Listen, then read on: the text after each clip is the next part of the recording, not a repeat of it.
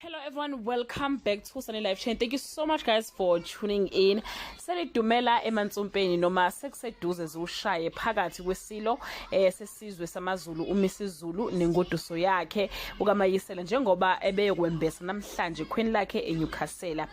Isizwe sibese sibonga sinconcoza kodlukulu besilo uMandlovu nokaMafu ngokwethamela lomcimbi njengoba kusenombango wesikhundla nowamafa nje ebukhosini bakwaZulu emva kokukhothama kwesilo uzwelithini. Ucaphuna kweminye imiyalezo owokuqala uthe siyabonga bomama abakwenzile kusho khona ukuthi bayakhumbula ukuthi umdlokombane wabashiya nabantwana bakhe. Siyabonga bomama ukuthi nixhase isilo senu lapho bekhona abazali besilo bathokozile sengathi ningaqhubeka nibambane nibe yinto eyodwa uNkulunkulu anibusise. Siyabonga bondlunkulu lokhu anikwenzele nina kodwa nenzela isizwe sonkana bayede nina noZulu kwande.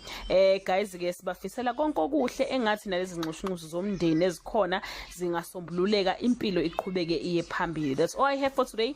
Do leave your comment below and share your opinion. Bye.